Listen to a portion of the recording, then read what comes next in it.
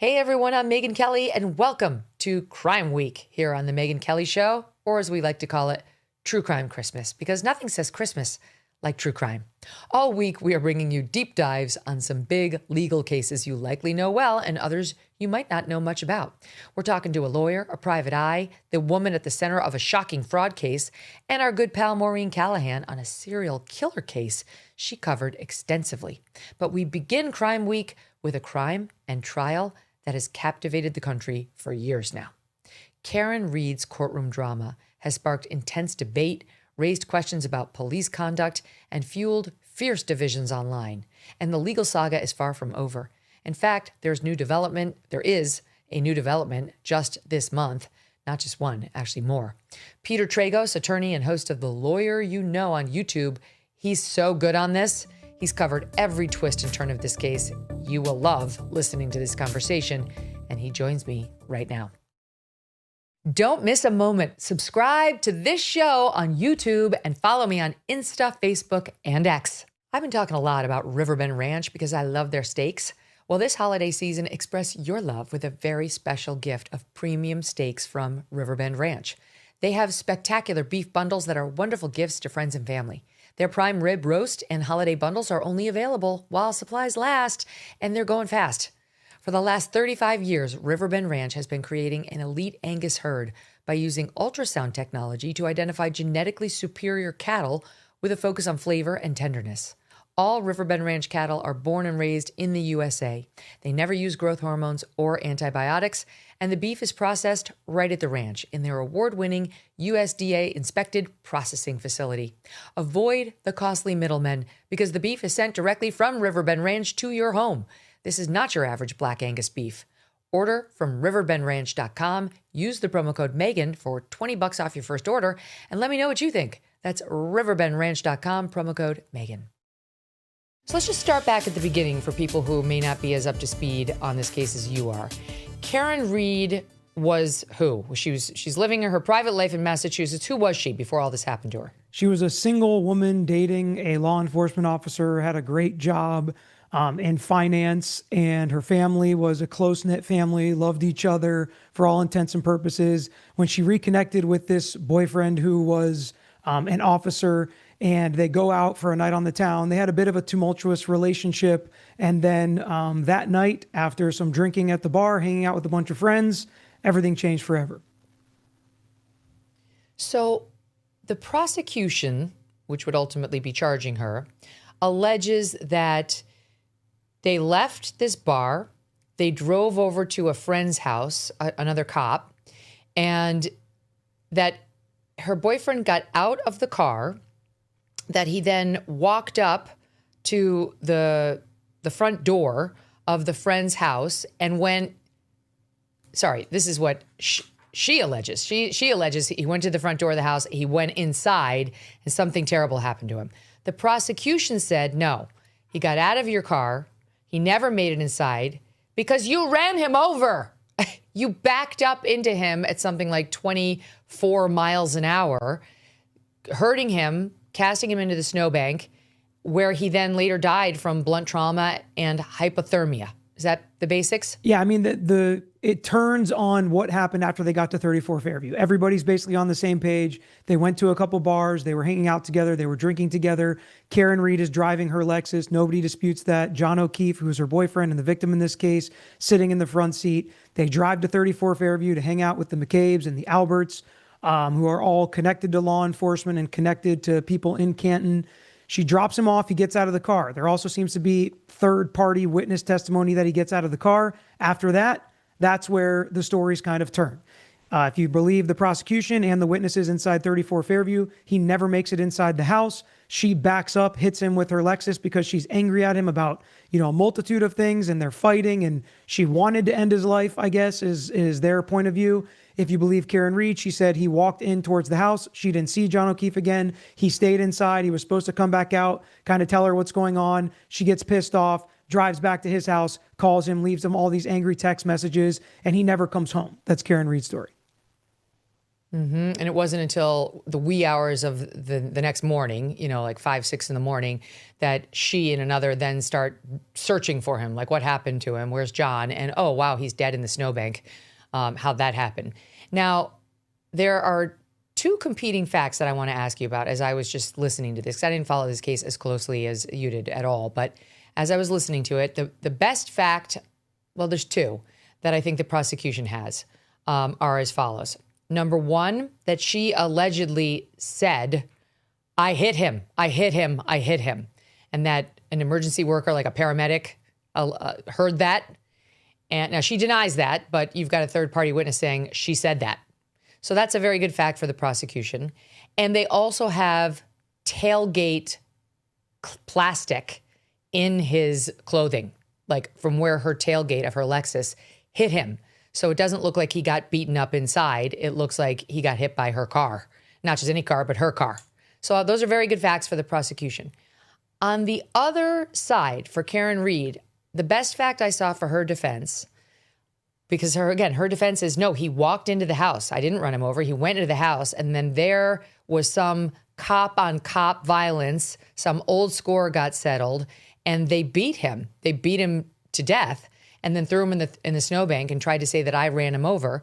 And the best evidence I saw for Karen Reed's theory was that someone inside that house allegedly Googled something to the effect of, how long can you be out in the snow before you die, before they found the body. Before they found the body, before she even had allegedly hit him. And that would certainly suggest the people inside the house were up to no good. Now, at trial, they disputed that piece of testimony. So can you walk us through that evidence? Those do I have like the best facts on both sides, or have I missed something critical? Yeah, honestly, there's just so much. So we'll go with what you're asking, because it's really fascinating for somebody who's kind of followed it from a cursory point of view. And maybe, you've heard some of the highlights or seen some of the shows reporting on it, because it was fascinating. And it's really a case unlike any other I've tried personally myself or followed even, since I've been following these cases in the media. And you've brought up some big points of contention, and the prosecution absolutely pushed the I hit him comments as a confession. That's what they continue to call it, a confession. She confessed to law enforcement, to EMS right there on the scene. Karen Reed's team cross-examined those witnesses and said, if you had somebody that confessed, why didn't she get arrested? Why wasn't that immediately the investigation and they knew exactly what happened? Why was there any unknown? Why wasn't the investigation and the crime scene taken as they knew exactly what happened, that she hit him with her Lexus? And Karen Reed's team responds with, it was, did I hit him? Could I have hit him? Which there are some other people that say that could have been. Stand by. Let me just play that, because she spoke to Dateline. She didn't testify at her trials, but she did speak to Dateline. Here's Karen Reed. Sure. Trying to clarify that point in SOT 51. I said, could I have hit him? Did I hit him? How could that have been? I mean, you dropped him off at the house. I don't know what else could have been. It was howling wind. I had YouTube blasting on the stereo. And I thought, did he somehow try to flag me down, which was the reaction I was hoping to garner as I slowly pulled away from the house? Did he come out and maybe trip or bend over to pick up his cell phone, and I ran over his foot, and then he passed out drunk? I mean, I didn't think I hit him, but could I have clipped him? Could I have tagged him in the knee and incapacitated him? He didn't look mortally wounded as far as I could see, but could I have done something that knocked him out, and in drunkenness and in the cold didn't come to again? And just to be clear, Peter, this was after, so the night goes on, she allegedly hit him around right just after midnight. But according to her testimony, she didn't hit him. She waited for him to come back out of the party. He didn't. She got mad. She went back over to his house. And then by the next morning, by like 5 or 6 a.m., she and this other gal were like looking for him. And lo and behold, there he was, dead in the snowbank at the location of the party. So go ahead. Right. And that is one of the big points of contention. And as you know, one of the big things now that there's competing civil lawsuits that we may talk about later, when we're talking about the criminal case and you're saying here's the best evidence for one side and here's the best evidence for the other, the prosecution in this case has to prove beyond a reasonable doubt what happened that night. And that was one of the big difficulties when you have maybe some EMS and some people said, she said, I hit him. Some people said, did I hit him?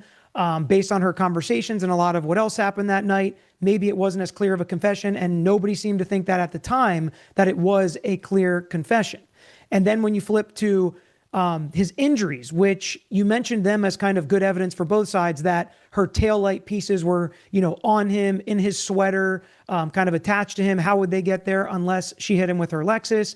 And then she says his injuries match a fight, getting beat up by cops inside. He had raccoon eyes. He died from hitting the back of his head. And, the evidence shows maybe it was on a ledge and not a flat ground. That was a little, who was actually going to prove what injury was the cause of death and how he got it. So that was a big point of contention throughout. And if you looked at a lot of the medical evidence and the accident reconstructionists, to me, that's really where Karen. That was a good fact for her. The fact that the Lexus expert at trial that said there was nothing recorded on this car of hitting somebody, of going 24 miles an hour or whatever it was, and running over another person like that he would have expected something to register in the car's brain, and nothing did. Yeah, and that's one of the problems with so many facts in this case is there was kind of competing theories on that, where if you hit a man that's 200 pounds, maybe that's not going to be enough to register an event when you have, a very heavy Lexus like that. And then there were some people that said, well, maybe it should have, and there's nothing on here that actually did register it. But even more so, Karen Reed had accident reconstructionists that were actually hired by the FBI while they were investigating this investigation, which we'll get into the shady stuff happening there as to why the FBI would even get involved. But Karen Reed ends up hiring those guys as her experts, and they do all sorts of different testing, and they can never create the same action where something hitting that taillight would explode out into the yard and on John O'Keefe the way that the prosecution said it happened in that case. It just wouldn't happen, especially with some of the videos and pictures where the taillights are still working without busting those little actual light bulbs inside. It was really fascinating. Which was the case here? Correct. The lights were still working. So in other words, this was faked. In other words, the point is those guys killed him inside. They brought him out, and then they were the ones who hit her car to make it look like it had bumped into him. So partially, they somewhat point the finger at the guys inside the house for beating John O'Keefe to death and leaving him on the lawn, but they allege that law enforcement actually cracked the taillight, placed the pieces there, mixed everything together so it would look like that taillight hit John O'Keefe. And they went so far as to, Alan Jackson, one of the defense lawyers in this case, had a chart of all the glass that was found at the scene. And there was a cocktail glass that was found on Karen Reed's car that was found nowhere else at the scene. So how really would it have gotten there but for somebody placing it on the bumper of Karen Reed's car, which was driven away from the scene, driven around the next morning, put on a tow truck, driven back, and we're supposed to believe that some of this cocktail glass stayed on there, and there was one hair that stayed on there that they said was John O'Keefe's hair, things that just were really hard to believe that the Commonwealth was trying to explain to a jury in this case. Okay, so what the theory of the prosecution is easy to understand, that she and John hadn't really been getting along. He had talked about possibly breaking up with her. She was very angry that night. She was drunk, and in her drunken anger, she ran him over. And there was some debate about whether they overcharged the case. Should they have just charged it as a manslaughter? They went for murder too, which definitely raised the stakes for this jury. Like, it was intentional. She wanted to kill him, as opposed to just like heat of passion. She did something crazy.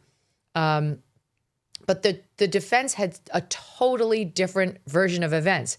And so for the clueless juror just walking into this case, why would John O'Keefe's fellow cops want him dead? It's a great question. And if you look at the two criminal trials, because this went to trial twice, the first one was a hung jury. The second one was a not guilty verdict on all of the charges dealing with ending John O'Keefe's life. She was convicted of OUI, operating under the influence. But the big difference in the theme and theory of the defense case from trial 1 to trial 2 was this was a big conspiracy in trial 1. Everybody was involved. The people inside the house ended his life. The cops covered it up, and there was a hung jury. In the second trial, it's you can't prove anything. This investigation was so bad.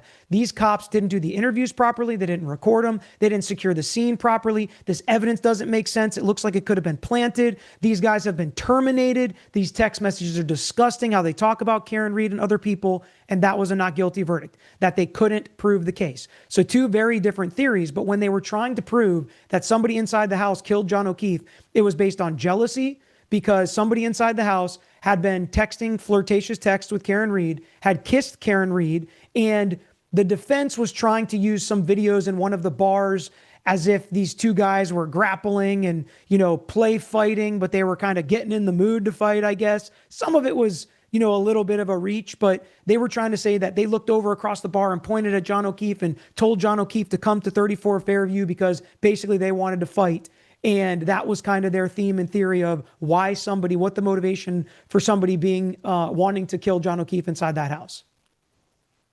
Would the defense have posited, if they did, that law enforcement broke her tail light to make it look like it was Karen Reed? Because under this scenario, he goes inside the house, he gets murdered, but we've already talked about how she took off. She was there for a short time, then she left with that SUV.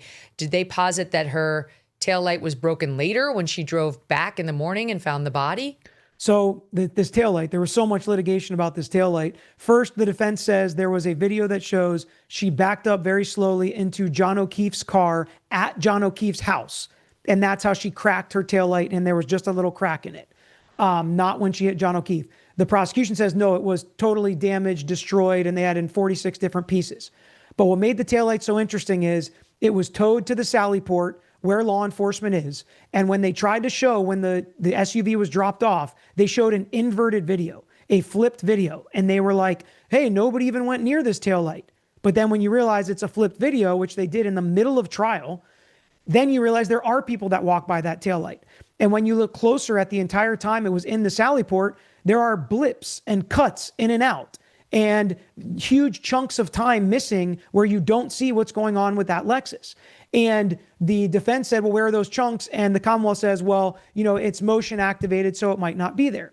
And then when they secured the crime scene the first day, they found a couple pieces of taillight in the yard, right where John O'Keefe's body was found.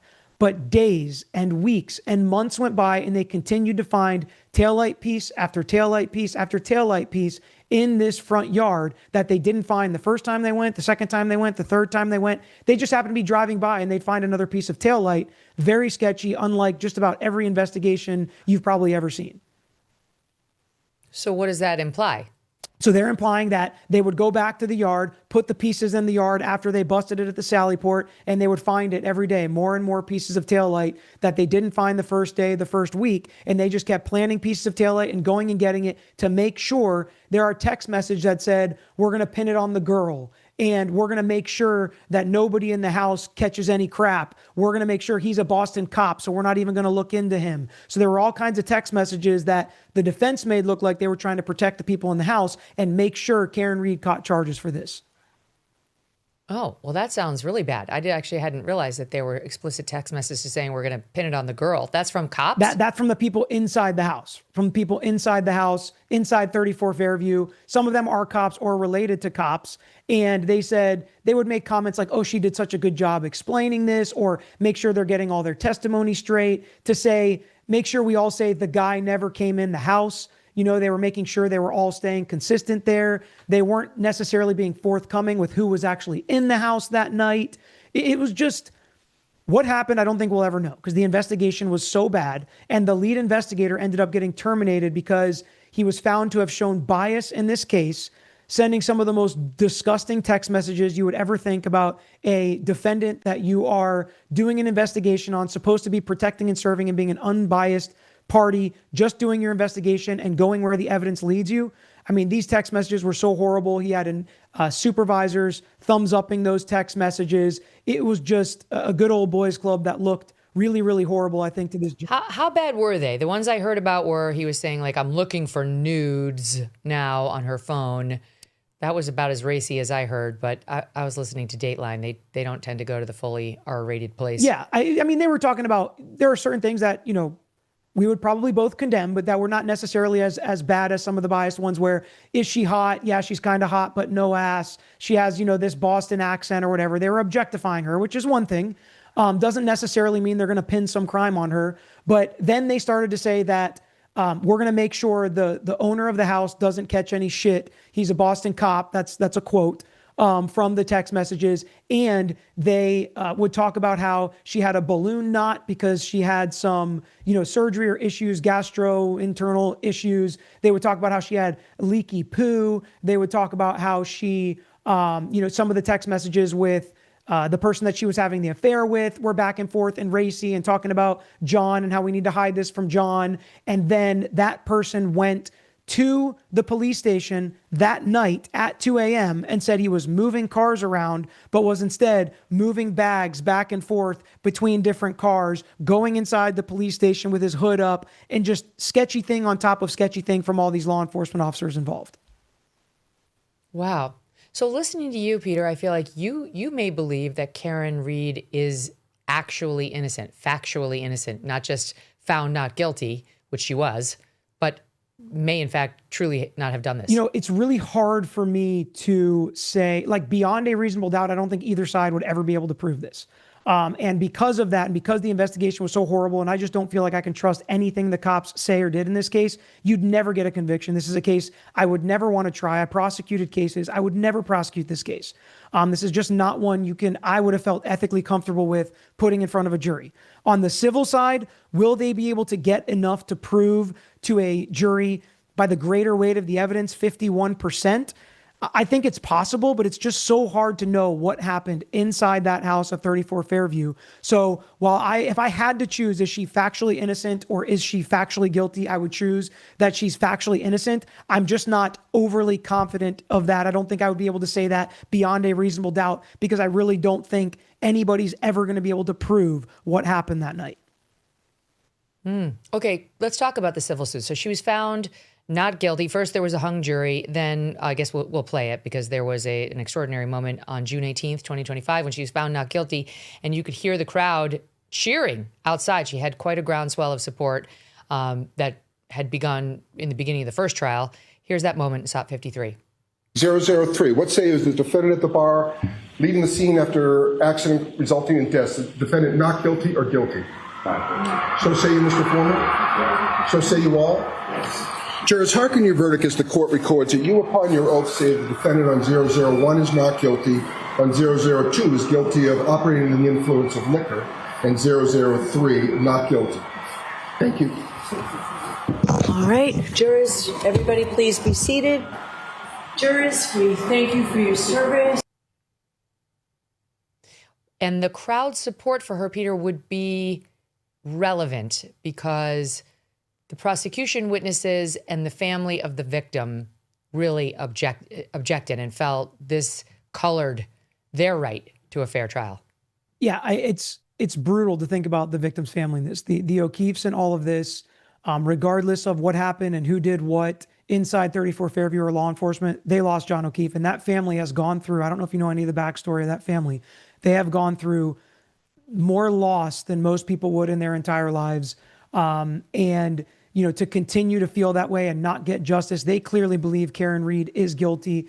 They clearly believe the witnesses inside 34 Fairview. They've all gotten a lot closer as this litigation has continued. So I feel horribly for them.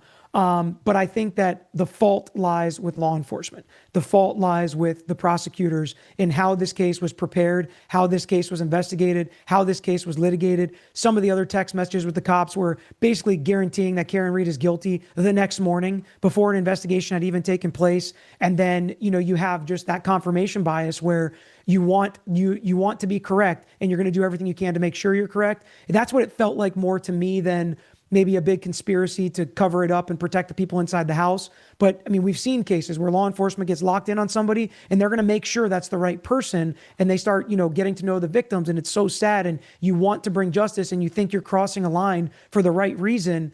And it just blew up in their face in this case. That item that I asked you about before, so when she went back and she was looking for John's body, or John, and then they stumbled upon his body. This is around 6 a.m. And there was her friend, last name McCabe, yeah. And that person Googled hose, meaning how. She used an S instead of a W in typing. How long to die in cold. And that to me seems like it should have been known very clearly what time she Googled that.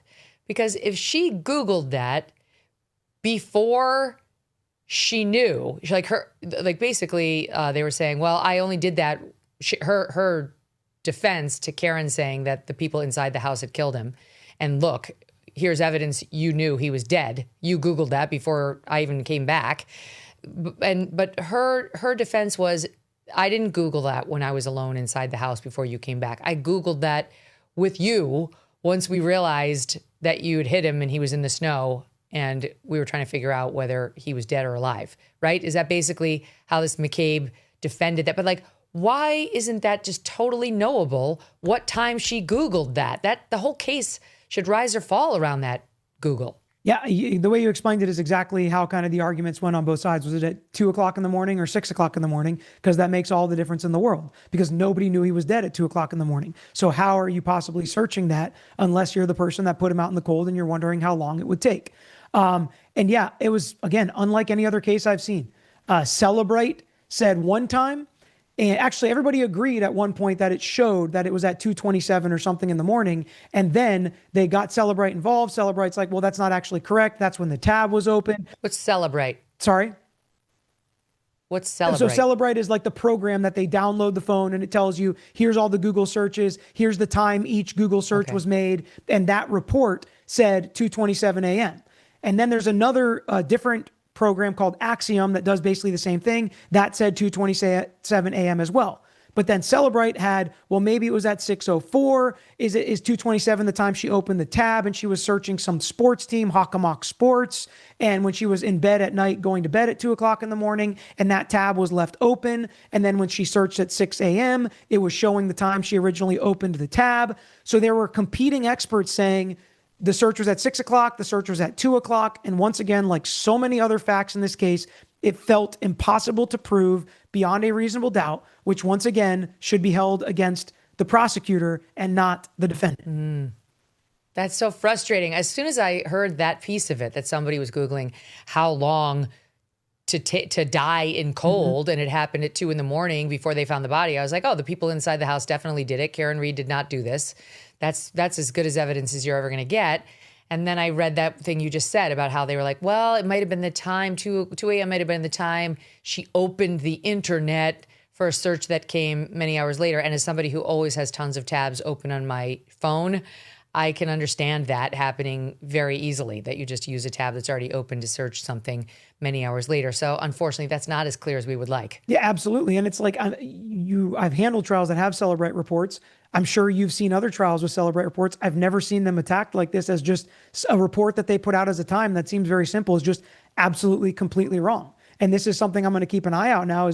Are more defense attorneys going to attack this? And how often does Axiom and Celebrate give completely different reports like they did in this case? Because Axiom, if you run a report right now on her phone, still says the search was at 2:27 a.m. Wow. The other question about, we spent some time in the taillight. There was a question about whether this Lexus, it was an SUV, Yes. right? It was like whether this, whether this Lexus SUV, even at whatever it was, 24 miles an hour, let's say, whether the taillight would break upon hitting a man, and that this was, they couldn't replicate this, the defense, as they tried over and over and over to recreate the scene of this alleged incident that the prosecution said happened here to take his life. That makes some sense to me too. I don't know, like that a man made of flesh and bone might not be enough force to take out the taillight on an SUV backing up into him. What was the back and forth around that? Yeah, and Megyn, it's impossible to really fully dig into each one of these individual aspects in just an hour or 6 hours. But if I showed you his body, so I'm a personal injury lawyer now. I handle a lot of truck accidents, car accident case, pedestrian accident case. So a person that gets hit by a car. And we all kind of know what that looks like, especially if somebody gets hit at 24 miles an hour. I have had clients die at 24 miles an hour getting hit by a car. But do you know what they look like? They have broken bones. They've got internal bleeding. They've got serious head injuries. They've got injuries below the waist. John O'Keefe had none of that. No broken bones, no bruising anywhere on his body. The back of his head, hitting the ground basically, or hitting a ledge was the cause of his death.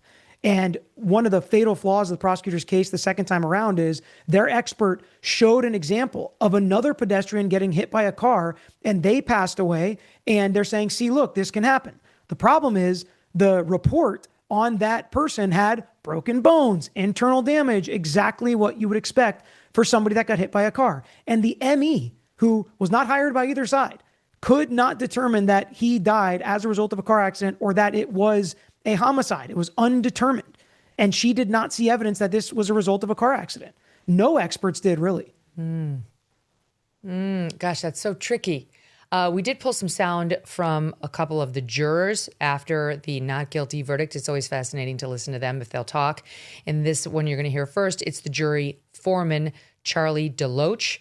Take a listen to Stop 55.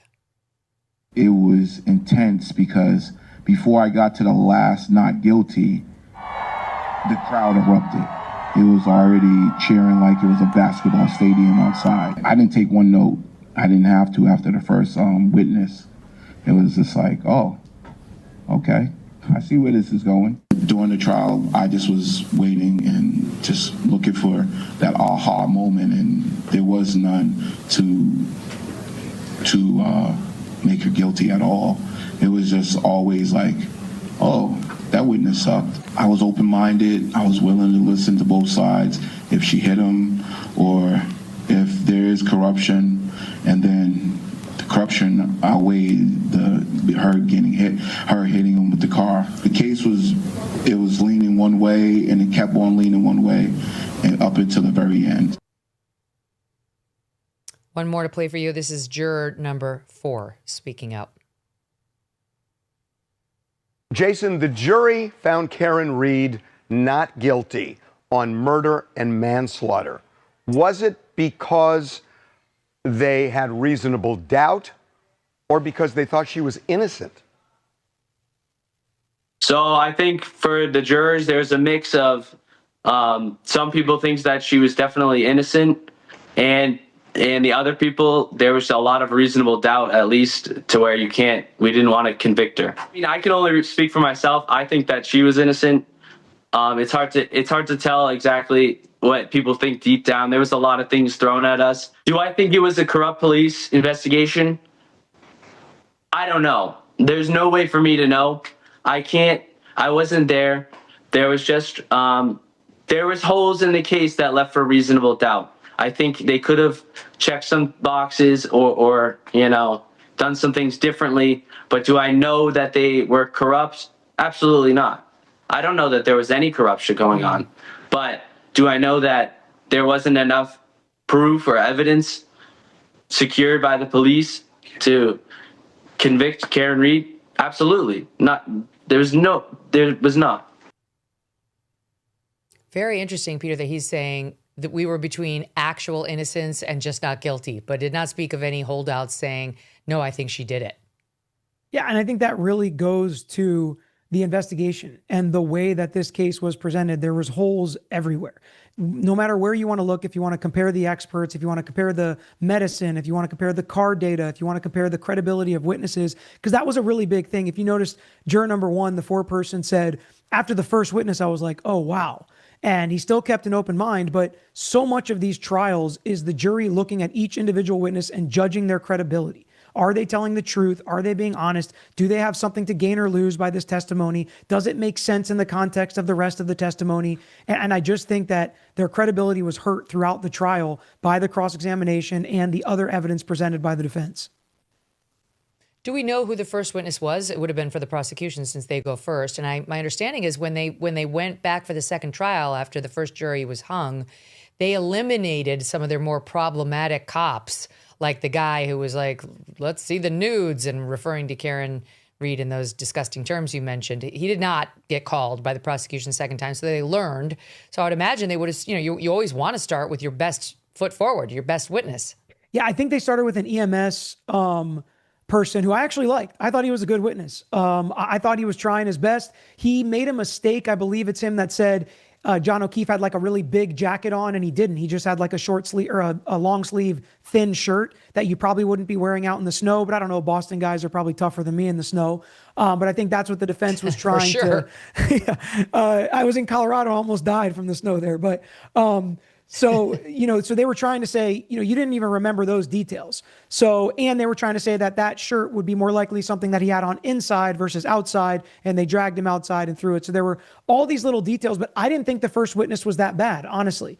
And the way that the prosecution pared down the case from trial 1 to trial 2 was amazing. They got a special prosecutor who's a big criminal defense lawyer there that they brought in specifically just to hire this case. Nobody from within their office. Much better at his presentation, but I think he missed the boat a lot with the way he presented the case. And one thing he did was he did not call Proctor, who you were referencing before, who was the lead investigator in the case. They tried to pretend like he didn't exist. And you can imagine the defense did not like that, and they did not let that go quietly. And they highlighted his name and said his name and besmirched his name as much as they possibly could. And they didn't call him either. So he was kind of like the boogeyman. Why wouldn't they call the lead investigator? You really want to side with them? You can really trust this investigation. Right. They don't even trust their own guy. It was not a good look. That's not the way to do it. No, one would think you'd call him, you'd just front it all, you'd have him do a full mea culpa. I was a douchebag. I've been fired. I'm so humiliated. My wife, she's forgiven me, but I just was acting like an ass. But it doesn't mean I was corrupt. I certainly wouldn't corrupt a murder investigation. But like to not call him, I mean, hindsight's 2020. Obviously, I'm sitting here in this come from my studio, not like the prosecutor who actually had to get this done. Okay, so now let's talk about the civil suits, because this is pretty extraordinary. It's not extraordinary to me that John O'Keefe's family is now filing a wrongful death lawsuit against Karen Reed. That happens, not infrequently. It's like what Ron Goldman did to OJ after he was acquitted. You do have to testify as the defendant in this posture once you've already been acquitted and you get sued in civilly. So like she is going to have to testify in this case. But what's extraordinary is there's lawsuits going the other way against her. By whom exactly?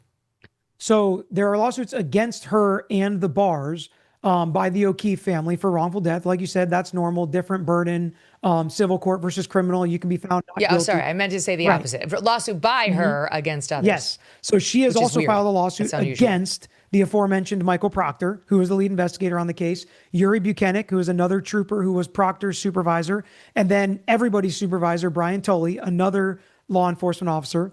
And then the 5 people in the house that she basically thinks are responsible for John O'Keefe's death: Brian Albert, Nicole Albert, Jennifer McCabe, Matthew McCabe, and Brian Higgins. Higgins is who she had the affair with. The Alberts are who owned the house. McCabe is who searched House Long to Die in the Cold. So those are the people that she's suing for basically conspiring to pin this on her, violating her rights, civil conspiracy, trying to pin it on her and literally ruining her life. That's crazy. You never see that. Never. Because let's face it, 9 times out of 10, more than that, the defendant actually is guilty, maybe got off on a technicality like OJ or jury nullification in OJ's case. And the last thing they want to do is go back into court with anybody. It's like they know they kind of got away with it. It's like, okay, I'm out of here. But she is not in that posture. She's like, let's go. Now, she also appears to need money. Because I'll tell you, we invited her to come in this show, and she wanted tens of thousands of dollars, and we told her, goodbye, madam. We're news people. We don't pay for news, which does make me question how she wound up talking to Dateline and others, because NBC is also not supposed to pay for news. In any event, she clearly is hard up for cash, so maybe it's just a money grab. I don't know. What do you make of it? There was a lot there. First, I disagree with some of your percentages, but we don't need to get into that, how many of them are actually not guilty. But I do agree with you that most of the time, once it's over, they want it to be done. And they don't want to keep rehashing this. Also, millions of dollars in attorney's fees and costs. She sold her house. She's lost everything. She was unhireable for all of these years. So I'm sure she is in need of money. And I think she's entitled to get whatever money she deserves in the civil process. It doesn't bother me one bit. I don't know her personally. I've never spoken to her. So, this is nothing like I know what kind of person she is or anything like that. But if this is true, what she's alleging, then she does deserve to be compensated for it, in my opinion. And I agree with you that she is standing on business basically at this point saying, I have the truth, because she's been threatened and is going to be sued, if it hasn't happened already, for defamation, saying that she's defaming all of these people, lying about them, creating this false narrative, which was one of the allegations in the O'Keefe complaint, in the wrongful death complaint. They also sued her for intentional infliction of emotional distress, saying she created this false narrative and pushed it out there in the media, and that they were injured because of that, and she caused them damages.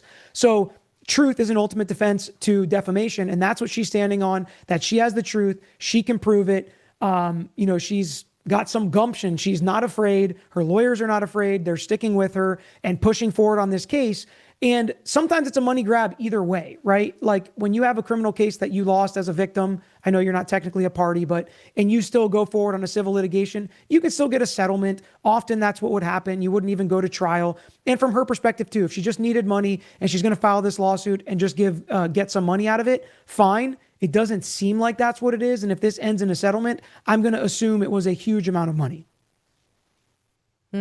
So have those parties that she's now suing cross-filed against her for defamation yet? Because right now I thought the only lawsuit she was actively facing was John O'Keefe's family suing her for wrongful death. But have those other parties that she's now messing with cross-filed against her for defamation yet? They have come out and said publicly that they are going to file defamation cases, but the way it works in these civil courts is she files a complaint, they file their motions to dismiss first, and then if they can't dismiss her lawsuit, then they would file their answer and their counterclaims. So that's coming in due time. I would expect that it is going to come, though.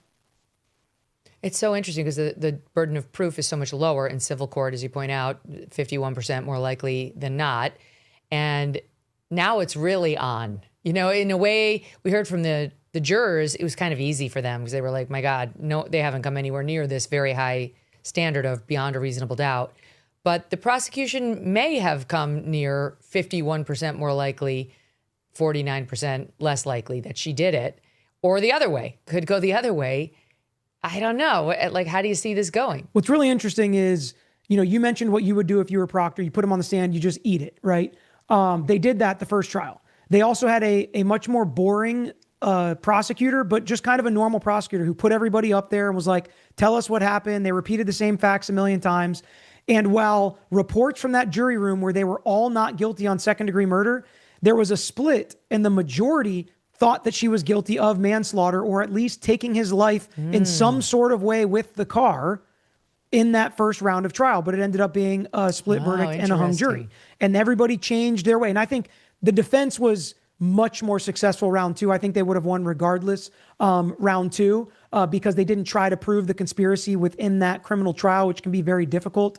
It can kind of burden shift and confuse the jury. But just like you're saying, there were some jurors that thought that she did hit him with her car throughout the first trial. So there's obviously the possibility that that could be proven in a civil court, but you would be amazed and appalled at the discovery that was not turned over in the first trial, that was turned over before the second trial, at the discovery they're going to be able to get in this civil litigation that they did not get their hands on in the criminal case. I think there are going to be so many added factors and facts during the civil process that I'm not sure we know exactly what it's going to look like yet.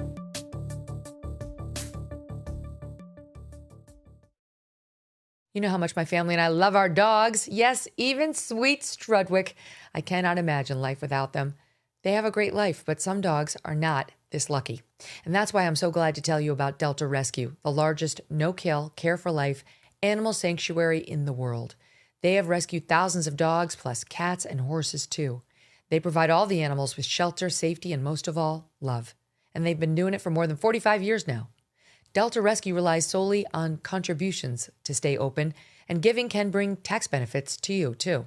Speak with your estate planner about how you can grow your estate while helping animals in need, and check out the estate planning tab on their website to learn more. We love our Thunder and Strudwick, but would like other dogs who need love to find it, too. Visit deltarescue.org today to learn more. That's deltarescue.org. Every once in a while, something comes along that reminds us of the power of storytelling. Something bold, meaningful, and grounded in faith.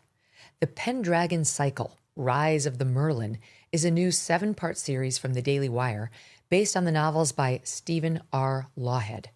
In the series, as pagan gods fall silent and empires collapse, one man's faith lights the spark of a civilization reborn. It's a story about courage, order, and moral clarity. It's the kind of story Hollywood does not make anymore. Through blood, faith, and sacrifice, Merlin becomes the bridge between myth and history and shapes the destiny of kings. The Pendragon Cycle, Rise of the Merlin, premieres exclusively on Daily Wire Plus on January 22nd, 2026. Watch the new trailer now at pendragonseries.com. We mentioned a couple of these witnesses who were inside that house, the Alberts and the McCabe's. They spoke out after the not guilty verdict in June. Let's take a listen to what they sounded like then. SOT 56. People turned this thing into a tailgate party, it looked like, some days. Board games, cornhole, cookouts. This is a guy that was murdered, and it's atrocious for that family. What they've done is they've dehumanized us to the sense where we're not real people. We're almost like caricatures. We're pawns. Have each of you been called murderers? Like actual murderers? Oh, yeah, on a daily basis. Anybody who's touched this case has been called a murderer at some point. And anyone who's friends with us support cop killers. The name Turtle Boy comes up a lot when you talk about what was happening outside the courthouse and the generation of a groundswell of opposition to the people you just saw on camera there, the people who were inside the house, including cops and their wives and so on. Who's Turtle Boy? So first, just to comment on what they're saying, I think it's horrible that people's lives get ruined and people get accused of things like this with very little evidence and, go after their kids and their livelihoods and things like that.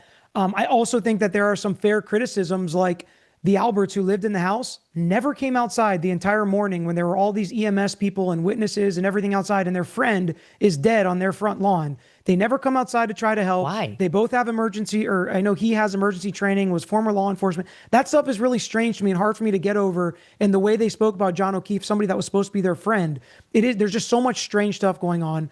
Turtle Boy is a journalist who looked into this case, found witnesses nobody knew about, like a tow truck or a plow driver that potentially had evidence that could help Karen Reed, that held everybody's feet to the fire, that was very loud with a megaphone about it, that had his specific crass way of doing things. And, he's almost like a caricature where he says the most hyperbolic thing he possibly can. He calls everybody every name in the book. He uses language that, would make sailors probably turn red. And he does it a certain way, and a lot of people don't like it. And he has caught some witness intimidation charges because the statute is really kind of weird there in Massachusetts with that. But he has uncovered so much evidence that people did not know about. And people know about Karen Reed's case and exponentially more because of Turtle Boy. So it's kind of like a love him or hate him, he is who he is type of scenario for him. What you're saying is, God forbid I ever get accused of a crime, I want Turtle Boy on my side. I would say he's a pretty good ally to have until he's not.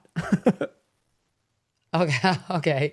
And he was at both trials. Yeah, I think he's been at everything, and his whole case, people are now following as well, his criminal charges that are going on. I've actually gotten to know his lawyer, one of his lawyers a little bit, Mark Betterow, who's an amazing lawyer, awesome guy. I've talked about this Karen Reed case a lot with him. So I know he's got great representation, and they've already won. A couple of the criminal cases have been dropped because the DA and the law enforcement there just can't get out of their own way. They have all these prosecutors that are conflicted off cases. Nobody could end up prosecuting one of Turtle Boy's cases, so they just had to drop it. So it's a whole other separate saga himself.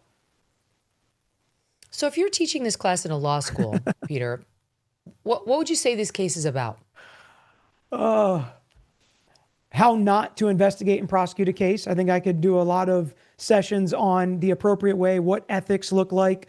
Even if you think somebody is guilty, if you can't put the lead investigator on and you can't put half your evidence on because you don't trust it yourself, maybe you shouldn't be prosecuting this case, and not staking your career and risking it all on one case and realizing mistakes will be made in life and we just have to let the chips fall where they may. As a criminal defense attorney, you learn to fight, to dig, even if the judge sometimes can be very difficult, even when it seems like everything is stacked against you. It's also a lesson in PR. Like the way the defense attorneys have done their interviews and set up Karen Reed to do interviews in ways that I disagree with. I would never have had Karen Reed do any interviews. They said they welcomed them being played at trial. So it could be some lessons on that. some great lessons on cross-examination, some great lessons on civil litigation, how to try to get federal documents where you request them from the federal government and then try to show them as unbiased third party, bringing experts into the case, investigating an investigation.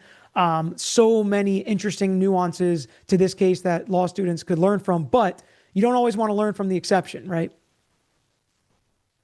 Well, you know, what you said about the star witness reminded me of something. When I was a young lawyer, I tried a civil case in upstate New York, and we were so clearly in the right on this civil case. It was just so obvious that our guy was telling the truth and the other party wasn't, because we knew our star witness very, very well, and we knew all his entire employment history and all this stuff.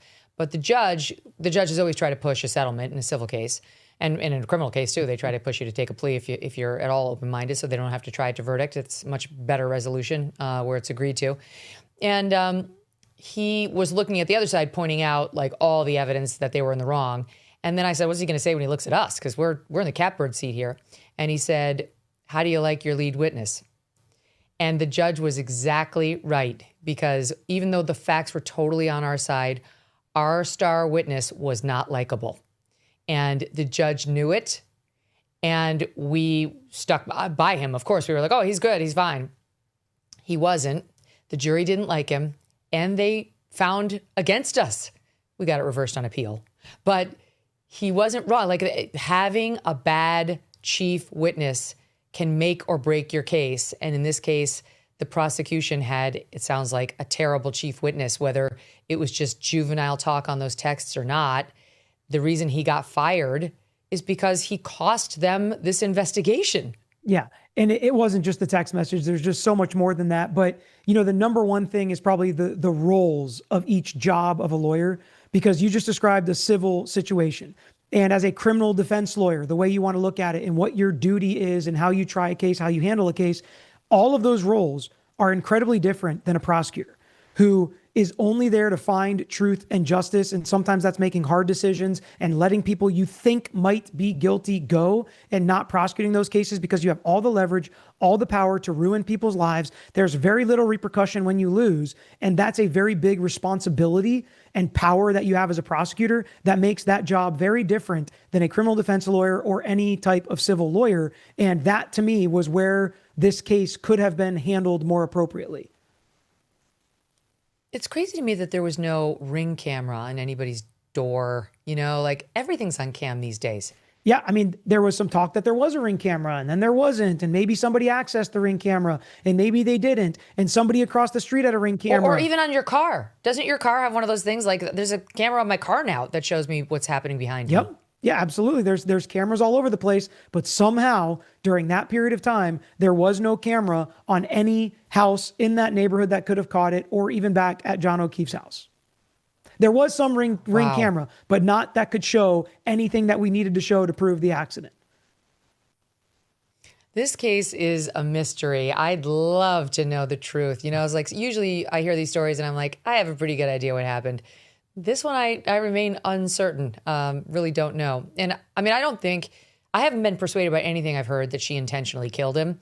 I am open-minded to the theory that in her anger, she backed up too quickly and ran him over and either didn't realize it or did and didn't care. But yeah, I haven't heard anything that would lead me to believe she's an intentional murderer who would just take out her anger by killing somebody. That was just a mistake. For them to even go for that was such a mistake. They were never going to be able to prove anything like that. And I'll tell you, the number one thing, and again, it's probably based on my experience, what I do so much of seeing injuries in these pedestrian accidents, it is just so far from anything I think is remotely scientifically or physically possible for that Lexus to just break on the taillight, not have any other dents and damages on it, and then the injuries that corresponded to John O'Keefe. And we didn't even get into the bite marks versus scratch marks or any of that, but the injuries just... An animal may have attacked him. Yeah, they just don't line up to me, the injuries, for it to be a car accident the way that the prosecution described, and that's so hard for me to get over. Wow.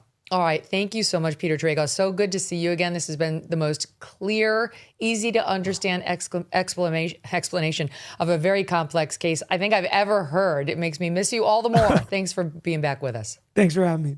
Thanks for joining me today. Coming up tomorrow, Maureen Callahan, host of The Nerve right here on the MK Media Network, is here on a horrifying serial killer. I did not know anything about this guy, but Maureen has encyclopedic knowledge, and she will walk us through the case of Israel Keys. See you tomorrow.